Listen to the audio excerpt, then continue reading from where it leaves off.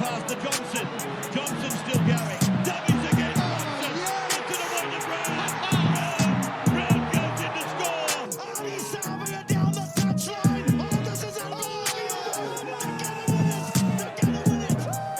Oh, what scenes here, what scenes. LeBron James, a shot at history. LeBron stands alone.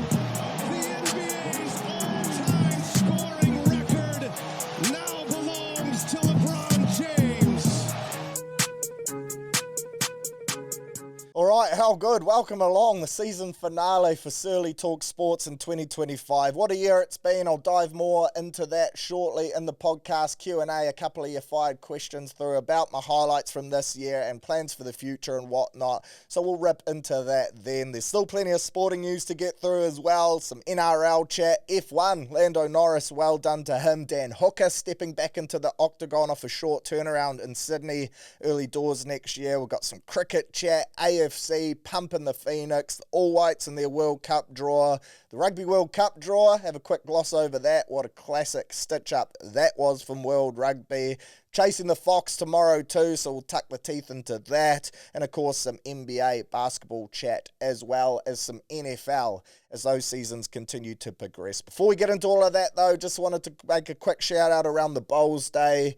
Man, what a success that was. Sold out, 72 of you, all out there ripping and tearing. Mount Eden Bowls Club, cheers for having us. Was bloody good fun. Sun was out. It was almost too hot. I think she was 26 degrees. A pearler of a Saturday arvo to delete some tins. And that's exactly what we did. Thanks to the TAB for being the headline sponsor. Of course, they've been with the Searley podcast from day one, and none of this would truly be possible without them, so always forever grateful. But they fronted up and allowed us to put on a heck of a day. Frankie's came through with the tins. Those got demolished. The old Darren Frothiers, they were flowing left, right, and centre. Everyone loved them. In particular, the old Vodka Cola, which, if you haven't tried them, might not sound up your alley, but I encourage you to get one around your lips and give it a guzzle. See if you like it. I reckon you will. I think you'll be surprised. So thanks to Frankie's. Wendy's came through with some burgers as well for everyone. That was a nice little touch with DJ's spinning tunes. It was just a great arvo, eh? And congrats to our winners too, the Bowling Stones. They ended up taking it home. Huge upset in pool play with Taj My Balls beating Sag My Balls. That was a must-watch game too. But yeah, just thanks to everyone who came through. Really appreciate it. The golf day, the Bowls days this year have been huge success. And stay tuned. Searley Talk Sports Golf Day. We're going to run it back early doors. First quarter of next year. That's all I will say around that. But another stack pod today. So let's rip in. Final one for the year. So let's bloody enjoy it. How good.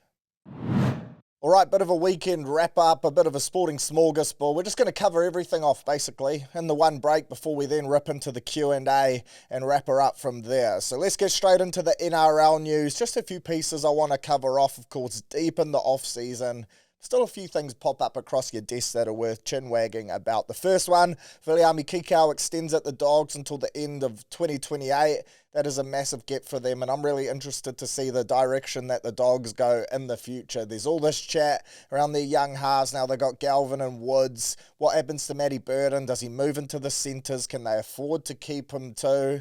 It's going to be really interesting to see what Gus Gould and Serraldo do to this roster. I think they have a problem at the back with Connor Tracy, who I actually think is a decent footballer. He's solid.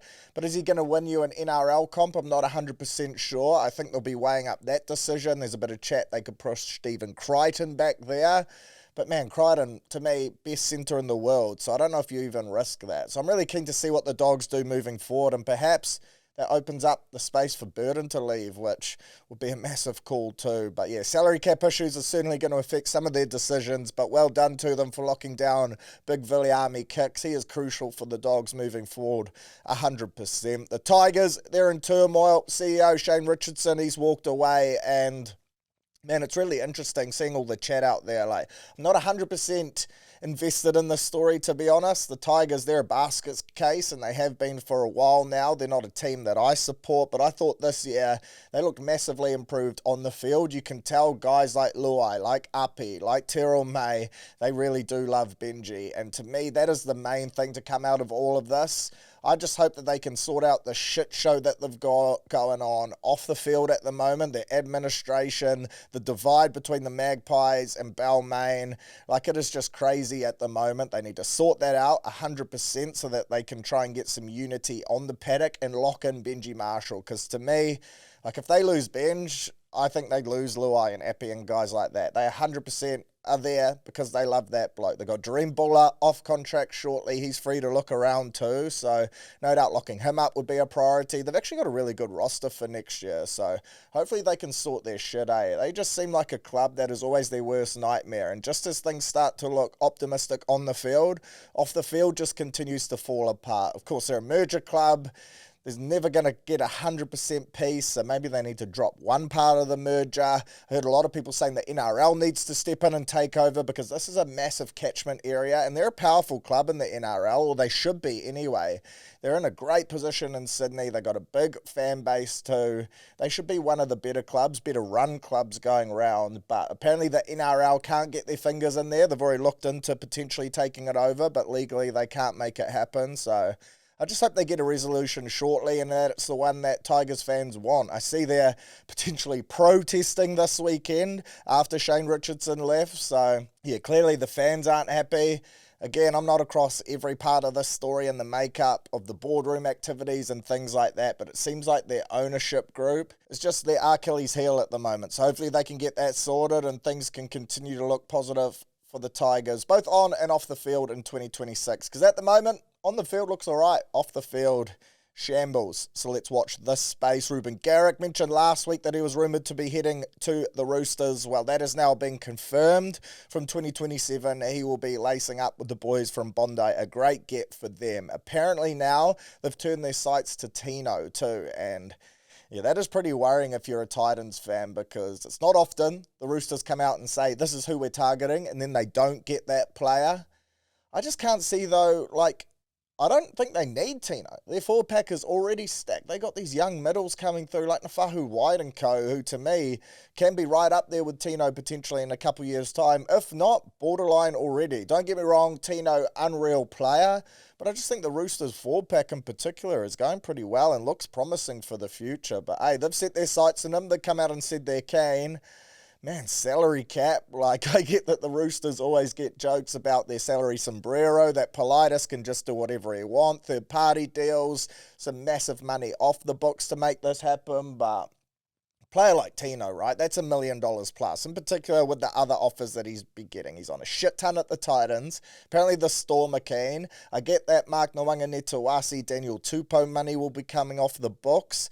Of course, they do have DCE though, which they'll be paying decent coin for, and Ruben Garrick will be taking up a decent chunk of cash as well. Surely they don't have enough left in there for someone like a big Tino, but yeah, worrying signs for the NRL because, like I said, it's not often the lads from Bondi have so much going for them recruitment-wise. Come out, say they want a player, and then don't land them.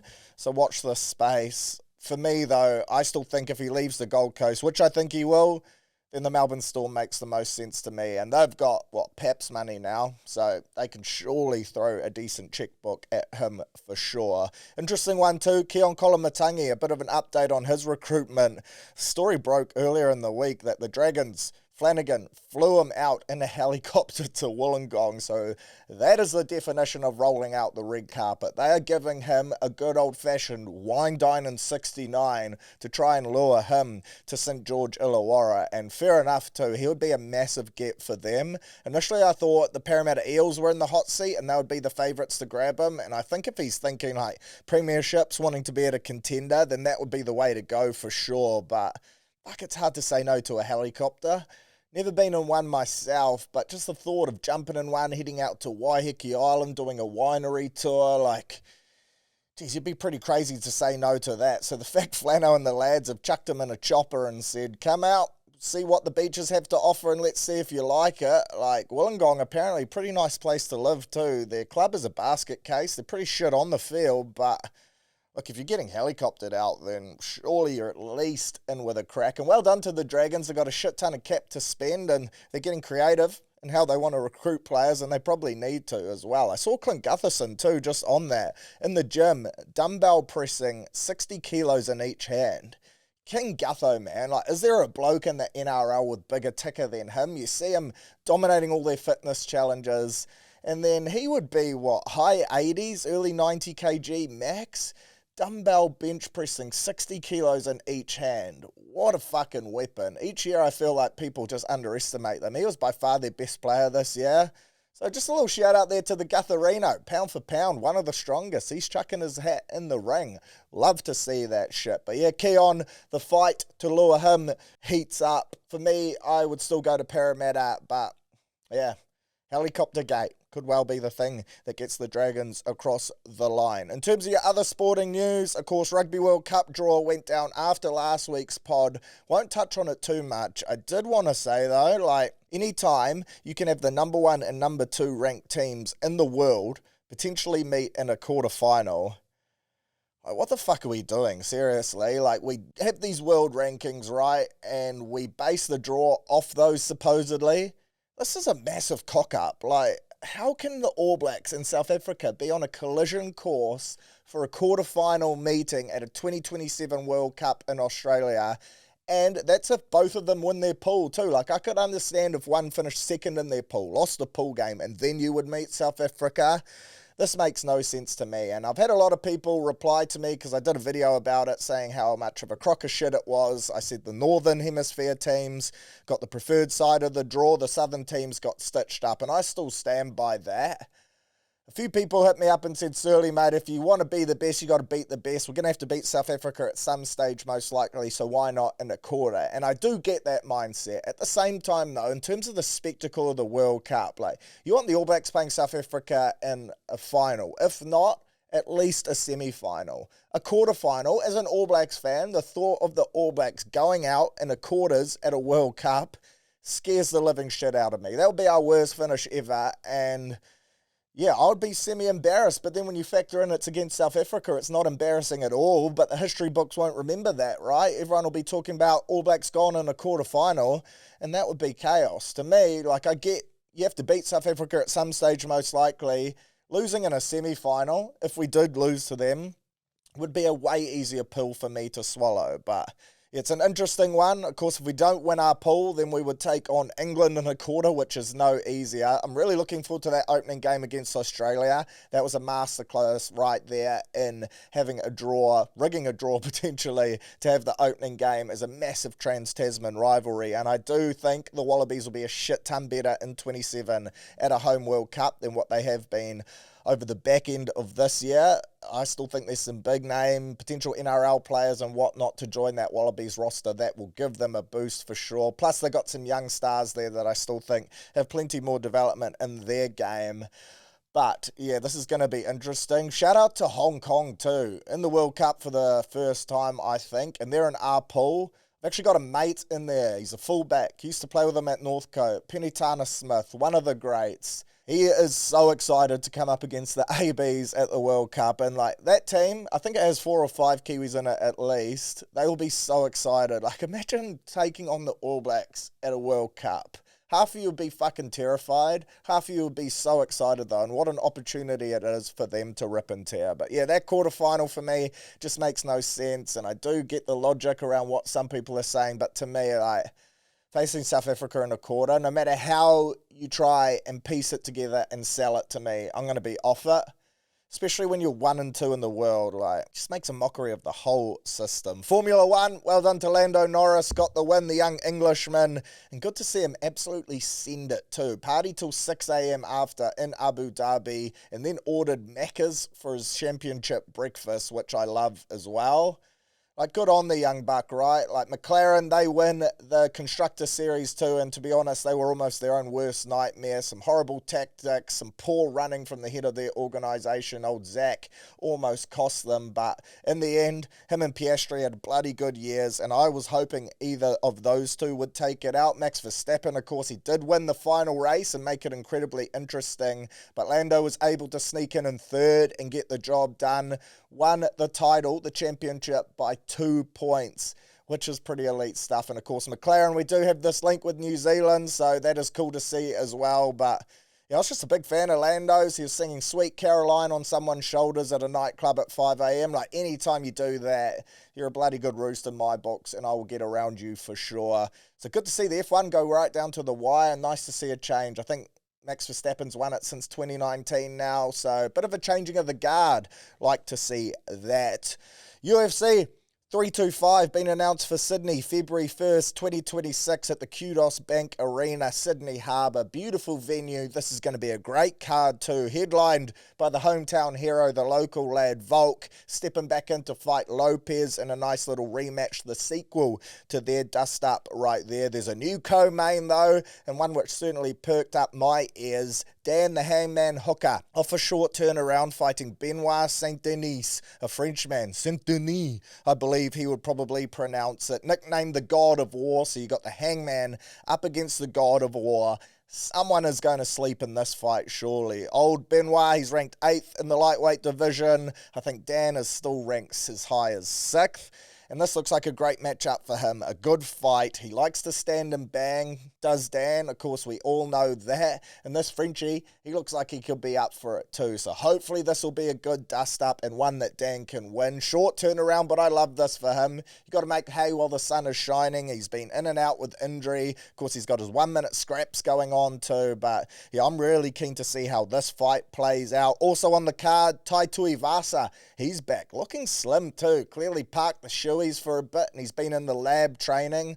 I thought he was done. I saw him playing some park footy, bit of rugby league too. Of course, he used to be in that Roosters Academy and under 20s, I believe he played as high as. And there were big raps on him growing up, coming through the grades. So he's been out, picked up the boots, and he's been ripping and a tearing. But now he's back in the octagon. Great to see Jimmy Crute. He also kicks off the main card up against Dustin Jacoby. I always love watching Crute the Rooter fight. And then on the undercard, Cam Ralston. Good to see. Junior Tuffer also in the mixer. And then I'm looking forward to that Rongju fight. He's always a bloody good watch. He's the last fight of the undercard. So yeah, bums on seats stuff for sure. Was keen to get across to this one, to be honest. Start of Feb, great time of year to jump across the ditch, rip into a few tins, Darling Harbour, maybe a boat cruise, catch some NRL pre-season. That's probably underway, the first round of those pre-season games, if not the week after. But then shit, I saw the ticket pricing. Get a load of this, right? So for the PL1 level, which is your premium seating, to be fair, 1,572 New Zealand dollars. Of course, it goes down from there, and if you're in the P1s, you can afford it. That's caviar, bluff oysters, helicopters, Lamborghinis, all that type of stuff. But $1,572, that is not cheap. The cheapest ticket, the PL8, single seats only, up in the nosebleeds. You'd be lucky to see the bloody octagon. Those are going for $437.75 NZ. That's almost $450. If you were to get a group of mates together, by the time you add in beers, flights, ACOM, geez, it's looking like a punchy weekend. Steve pricey stuff right there. So I think that'll probably be the main barrier to stop me from going, unless, of course, TAB or someone wants to get around me and send me over. It's a bloody good card. UFC Sydney always turns it on. I'm glad it's not in Perth. But, yeah, geez, that's expensive. People are going to be having the old noodles instead of iFillet next year. Could be a rough Christmas for a couple people. Sorry, kids, no presents under the tree. Mum and Dad want to go to the Biffs in Sydney, Feb 1. Maybe that's the mindset to be able to pull it off and head over. But yeah, just thought I'd point out those ticket pricing because to me, it caught me a little bit off guard for sure. Some cricket chat.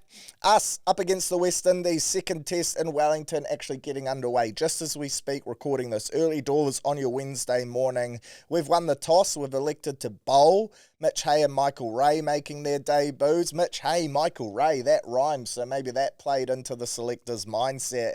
Tough to beat a good old-fashioned rhyming duo on debut. Of course, West Indies, first test was a draw, and they batted bloody well too, so no doubt they took some confidence out of that. Looking forward to this test match. Hopefully we can get the dub. Always love watching test cricket at the base, and that would be a bloody good 5 days actually with the lads. Bit of a sporting trip right there. Of course, the Ashes, that next test gets underway next Wednesday in Adelaide. Aussie up 2-0 after pumping the English in the second test. Tails between between your legs type of stuff. But good to see England. They've decided to play the low-key approach. They've decided, look, if we're going to bounce back, we need to get on the piss, and I'm a huge believer in that. Skipper, coach, Stokesy, McCullum, two great Kiwis, so they've decided they're going to do what Kiwi teams know best. You can't coach culture. Let's head to Noosa in this nice little gap. Let's get on the tins. Let's play some golf. Get the boys bonded.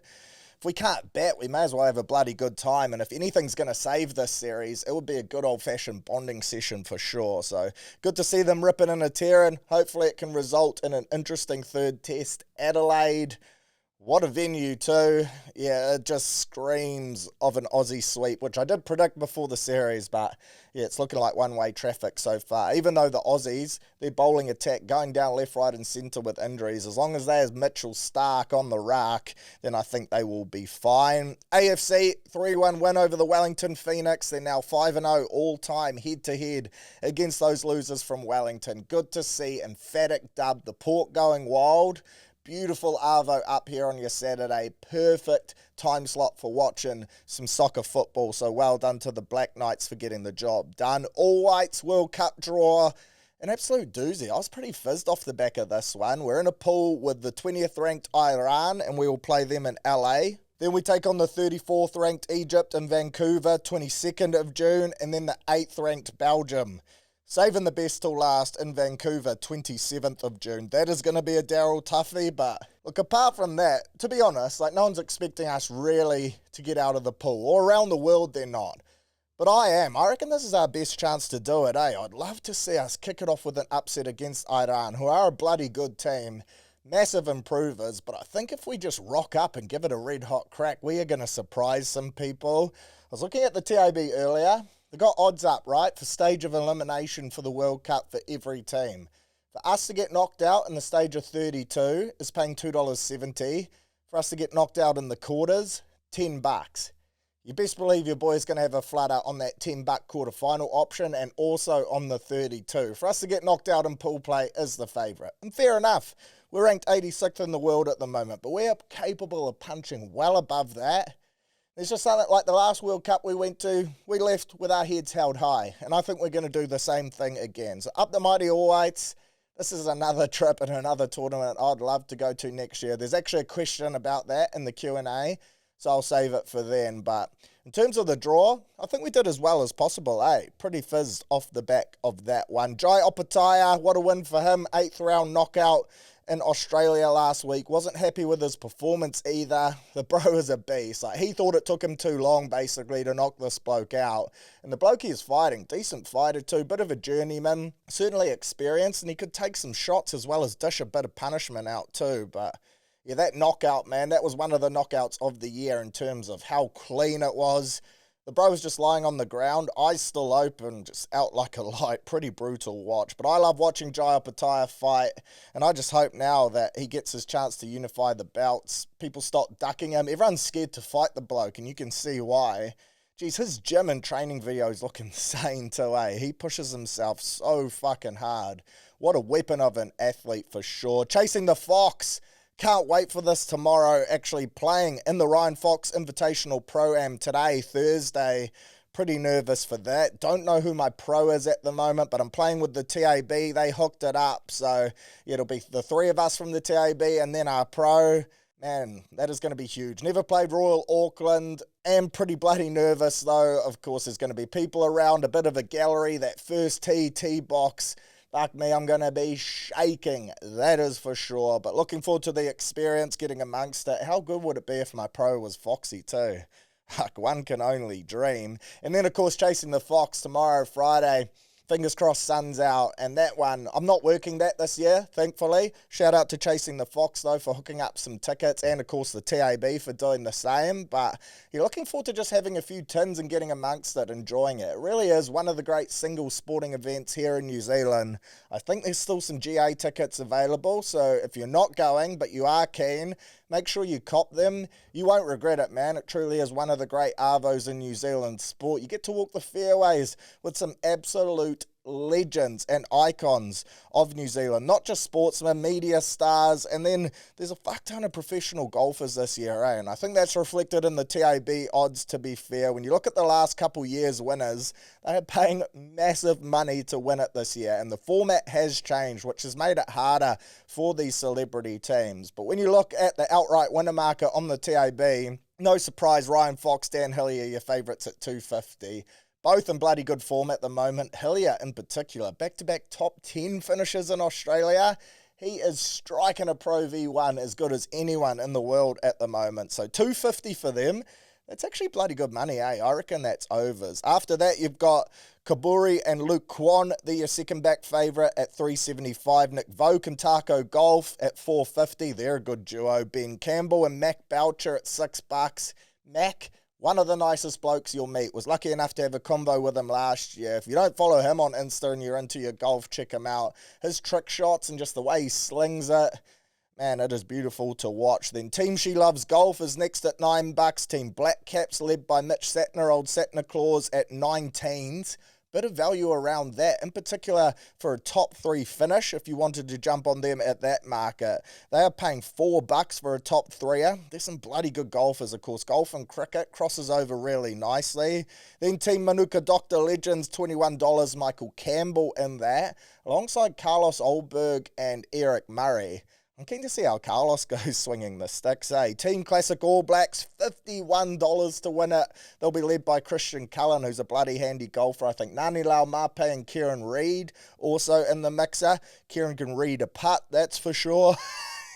And then Team Warriors also paying 51s. I found this interesting, eh? Like, 2 years ago, Team Wars won the comp, and of course they will be popular. The fairways will be packed with people walking behind them. I do have it on pretty good intel. Old SJ, his back is playing up deluxe at the moment, eh? So he's doing everything he can at the moment. He's in the lab to be available and at 100% for this, but yeah, she's pretty touch and go, to be fair. I think he will play because he's so fucking keen. But yeah, $51. Him, Wade Egan, Chanel Harris-Davida, 3-ball Ambrose. Like, Wade-O can strike a nut. And then Chanel, he's decent too. So 51s for an upset? Why the fuck not? Up the wires, baby. Of course, Team Manuka Fuel, they're in there too. Team All Whites. And then last year's champs, Team Media, $81. I was giving Bryce Casey some shit this morning at MediaWorks. The Rock, George, we share a building. They won it last year. The only change to their team is Mark Richardson out, Bryce Casey in, and all of a sudden they're paying 81s. Bryce is a bloody good golfer, but clearly the bookies don't think so. Look, to be fair, it is about this new format and the fact that pros are playing with other pros this year, which makes them bloody hard to beat. Those top 4, top 5 teams of pros, going to be incredibly tough. But I would love to see one of these celebrity or sports star teams go all the way, if at least push them. Team Warriors, $9 for a top 3 finish. Like, take my money all damn day, every day. You can also go on top teams, and that excludes the celebrities too. This is all on the TAB, by the way, under golf, and then the Chasing the Fox market from there.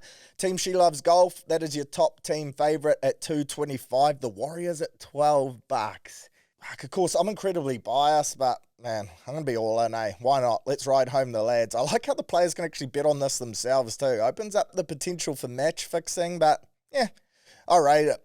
Bloody good stuff. And then finally, bit of NBA chat before we get into the Q&A. Of course, Giannis, this trade talk continues to circulate. For me, I want him to go to the Spurs, 100%. Would love to see that happen. I think if they gave up someone like Stephon Castle or a Dylan Harper and some picks, then they could probably pull it off. A couple other players in the mixer too, but seeing those two freaks together, Wemby and Giannis, would be fucking entertaining. You got Fox running the point too. Spurs going well without Wemby at the moment, to their credit as well. So maybe they don't want to give up some of those young assets and they just think they can continue to build. And to be fair, like, Giannis's window, it's not that small. He's playing unreal this year, but you'd have to think OKC are going to be fucking elite for at least the next 2 or 3 years. Until then, they face some salary cap and contract pressure there, and they'll have to shed some talent from their roster. But maybe the Spurs just sit and wait and say, we don't want to go all out and get Giannis now and turn this into a win-now window up against that OKC team when they just look almost unbeatable. It's going to be interesting to see what teams do. I think Houston also in a really good position to get him, and that could be cool. They would have to give up at least one of Amen Thompson and Sengun, and to me, I'd probably give up Sengun, to be fair. I feel like Amen Thompson, he's just got superstar written all over him. Not that Sengun doesn't. He's probably an all-NBA player at the moment, but yeah, adding the Greek freak to that roster would be exciting too. I think Golden State could do something with Kuminga and a shit ton of picks and some contracts and things like that, but that wouldn't be as appealing to me. Yeah, watch this space. I certainly think Giannis will be leaving the Bucks for sure. And, geez, when he went down with that calf injury, I straight away thought Achilles, and I was worried for the bloke, eh? OKC, still looking insane, tracking well to beat that Golden State win record of 73 dubs in a season. They are just madness at the moment. NBA Cup quarterfinals going on as we speak. That'll be a good watch up the Lake Show. And then just a quick little shout out to LeBron. Of course, his 10-plus points record in consecutive games has ended 1,297 games straight. The King scored more than 10 points in each game. That is crazy. And to me, that'll never be broken. Second is MJ, somewhat 500 games behind almost. The only two active players that are closest to his streak, KD and SGA. They're your next two ranked. KD, he's at 267 games. SGA is at 170. So, KD, in order to beat LeBron's record, he would have to play 82 games for the next 12 seasons and score 10 plus in all of those games just to tie him. That ain't happening, because the bloke doesn't have 12 seasons left in him, let alone 12 82-plus game seasons. Then SGA, he would have to never miss a game and hit 10 points every night just to catch LeBron in the 2039-2040 season when he would be 41 years old. So good luck to anyone, basically, taking over this record. I don't think it'll ever be broken. Shout out to the King. And I think I saw, too, he's now won the second most games in NBA history. What an absolute legend. But hopefully that's brought you up to speed with everything going down in the sporting world. Let's rip into the Q&A, eh? Q&A time, chucked up the question box, and I was going to do like a full Q&A episode, but it turns out there was more sport to talk about than I thought. So I'm going to run through maybe 10 or so of the best, sink the teeth into those, and see how we go. The first one comes through from Gaza Jeff, who says, who is your 6 and 7 for the Wars next year when everyone is fit and healthy? Metcalf due back after round 6. Yeah, look, 6-7, classic stuff there from Gaza Jeff, and I'm certainly not doing that fucking meme. Jesus, is that a crock of shit? What is wrong with the kids these days? But who is my 6 and 7 when we're 100% healthy? Look, to me, I've seen a lot of people say Tanner Boyd and Metcalf partner them up. Boyd is the 7, Met is the 6. But when I think back to this year and when we were playing our best footy, it was CHT and Metcalf as the combo. And I just enjoyed, I thought they paired so well with Wade Egan as well. There were multiple times this year where tries were scored when it would be Wade having a scoot. He'd play it off to CHT, it would then flick it inside to Lukey Met or the other way round. And I thought their games really complemented each other. Both of them were kind of roaming, and just support play was bloody impressive. So I think that is probably the combination to go with, CHT and Lukey Met. I'm not opposed to a Tanner Boyd and Lukey Met combo, but I do think Luke would still have to be the 7 to me. He would have won the Dally M if he was 100% healthy this year, and if we're going to get around LM7, then we need to be all in. I do think Tamaiti still has some special ball playing ability as well. Yeah, to me, I'm going to stick with CHT and Lukey Met. I thought at their best earlier this year when the team was really firing, was sitting up near the top of the ladder. I thought that combination was proving bloody good for us, and I think they complement Wado's game and his ability to scoot, push up and support play as well.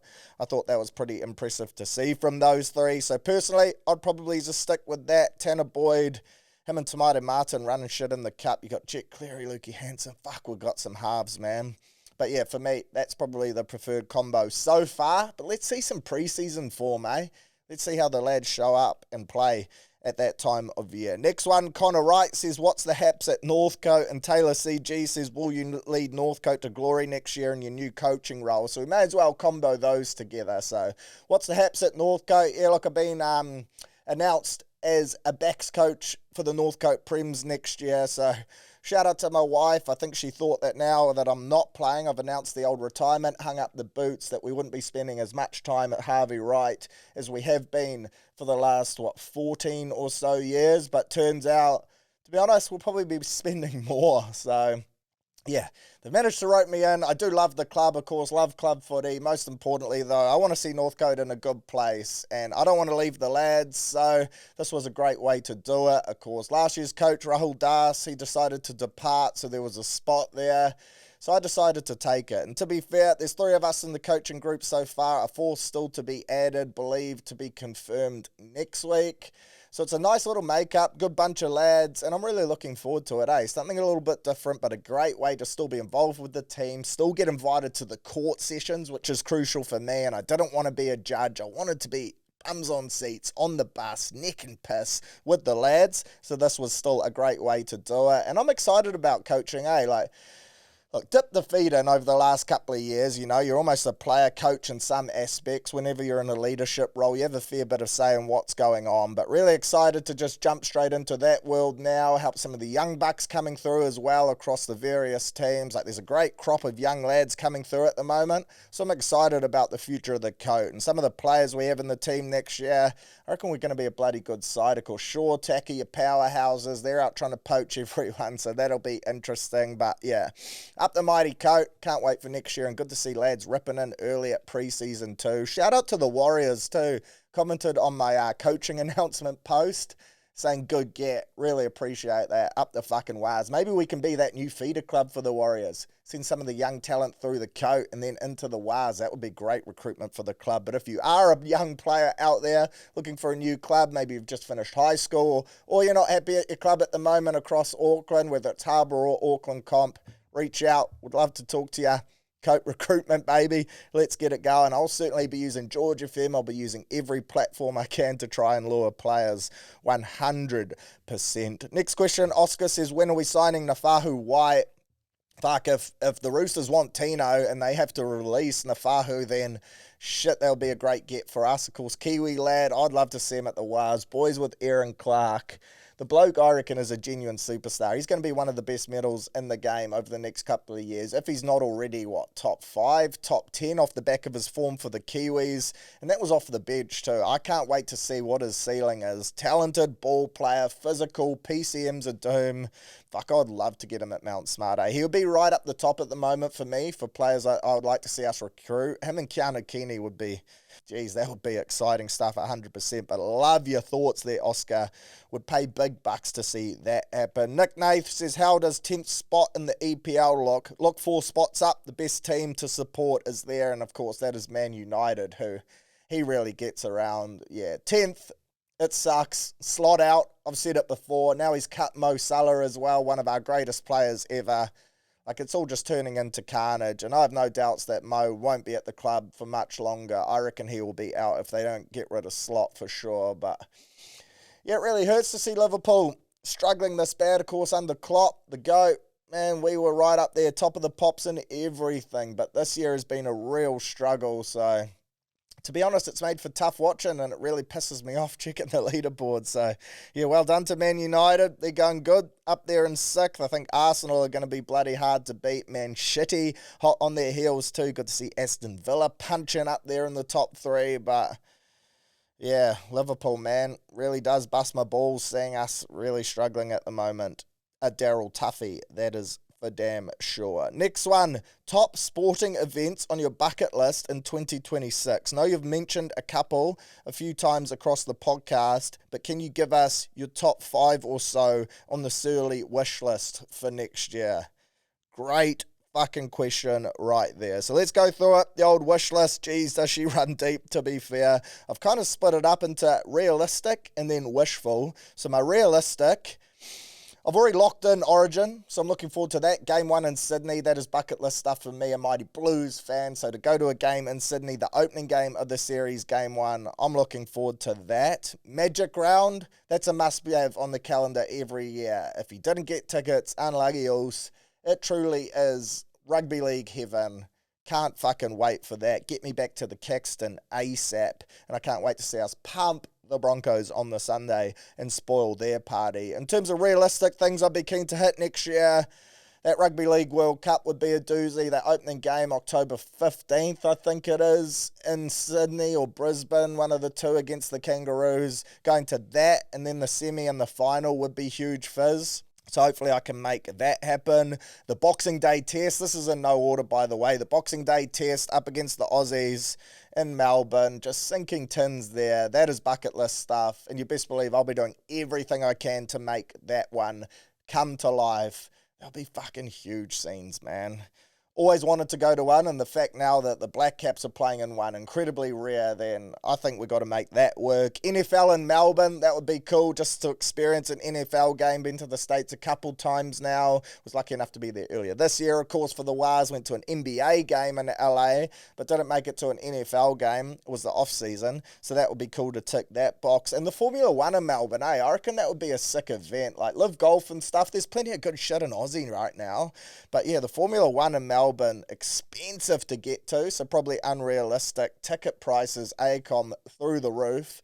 But that'll be fucking cool to see. The closest we'll get to home soil, so that looks like an unreal event. In terms of wishful thinking, Football World Cup, I reckon that would be elite. To go to LA and Vancouver and watch the All Whites try and make our way through pool play, and just the atmospheres at those games, they're really going to turn it on. Football fans are different, and I reckon the support there is going to be crazy. That All Blacks tour of South Africa would be insane too, I reckon, like the test matches, but also just the other games against their club sides over there, like the Sharks, the Bulls and whatnot. Like, geez, when you talk about pride, when you talk about love for the game, passion, you think South Africa when it comes to rugby. And it is a beautiful country, some unreal sights to see too. So, yeah, going on that tour would be elite as well. But in terms of your realistic ones, that Rugby League World Cup opener and the finals and the Boxing Day test, NFL in Melbourne and the F1 in Melbourne, probably right up there for me, But next year, such a stacked sporting calendar. No doubt I've missed a couple off. I'll certainly be going to that Super Round at Te Kaha, and going to the Warriors games in Christchurch and Wellington will be good fizz too. So, yeah, lots to look forward to next year. Pretty unreal. And then your final question, and I thought this was a good way to finish up. Highlights of the 2025 year for you, Searley. And this is a great question, and to be fair, it's been a pretty unreal year, man. Started off in Vegas, which is a crazy statement to say. In Vegas, watching the Warriors play. Like, whoever thought that would be a possibility? Then from there, went to my first NBA game, and not just my first one. I went to two, and I got to watch LeBron James score 50,000 points. That was special. And then I also got to see, basically, courtside, almost, Lakers with Luka, LeBron, right in front of my eyes. My wife actually high-fived him. Go to OT and beat the Knicks in the game where Jalen Brunson got injured down the stretch. But fuck, that was such an experience. Honestly, the sickest sporting experience of my life. To be that close to my greatest ever athlete in LeBron was just something I'll never forget. And I often just find myself scrolling through the photos on my phone and videos and just reminiscing, because that was truly elite. League Lounge, my TV debut, that was unreal. And shout out to SJ and the crew for having me on. But yeah, certainly made me hungry for more of a taste of TV, in particular in the league space. I reckon our pre-game show could do with a bit of a ramp up and maybe a new voice. Hint, hint, nudge, nudge, would love to be in there. But yeah, being on League Lounge this year, a real highlight. 100%. The George FM breakfast gig, which I started about a month ago now, that's been sick. Moving into full-time breakfast radio has been good fun. Bloke in a Bar, featuring on that. Like, that is dream come true stuff. Basically why I started this pod almost as Bloke in a Bar. Well, to be fair, I started it because my rugby mates way back were saying I should have a podcast. Before podcasts were really a thing. First episode of STS on SoundCloud. Thank God I deleted those, because shit were they dusty. It was basically just me ripping out Harbour rugby teams and my own teammates and talking about what we got up to on the piss post-game that weekend. But yeah, being on Bloke in a Bar this year was crazy stuff. And yeah, grateful for the opportunity, and shout out to Den. And hopefully that is the first of a few more too. Would love to make the trip across there a bit more next year as well. Having the golf days and bowls days, that's just added another element to Searley, and seeing us pack it out with fellow frothers has been elite. Just good vibes there, and great to just build a community around those events and have the opportunity to sink some tins with all of you has been sick. And then those Warriors trips like Magic Round, going to that Manly game at Brookvale, those are always hard to beat too. So many highlights, crazy year. No doubt I've missed plenty off, but yeah, just truly grateful, and hopefully 2026 we can go to another level as well. But yeah, exciting times ahead, man, and yeah, stoked with how this year played out. But thanks to everyone for their questions, truly appreciate it. Let's wrap this pod up, eh? All right, that's us, done and dusted for the year. Man, pretty crazy thing to say, but really appreciate everyone for tuning in this year. It's been a massive year for the pod, eh? The growth has been unreal. We've almost 3 times it, so yeah, appreciate everyone for tuning in, listening, whether that's through Spotify, Apple, or watching via YouTube, which has been a real hit for me as well. Just grateful that each week, a lot of you give up a couple hours of your week just to listen to me ramble on, and really excited for next year. Big plans in the works. Potentially 2 pods a week, still weighing that one up. Might do a Monday one, just while the weekend's activities is still fresh, a bit of a review, and then roll out a preview on the Thursday. Got some great guests lined up already too, looking to have more regular contributors in there, plus potentially hiring for a producer as well, so stay tuned for more around that. But once again, just thanks to everyone who got around anything to do with Searley this year, whether it was golf days, bowls days, listening to the pod, interacting, DMing me. Always love talking to all of you, and I look forward to running it back again. I think we'll be back around mid to late Jan. Man, massive 2026. Can't wait. So once again, go well, enjoy your summer, and yeah, have a good one. Stay safe, enjoy it. Hopefully the sun's out, we can rip and tear, and I'll see you in the new year. Big fizz.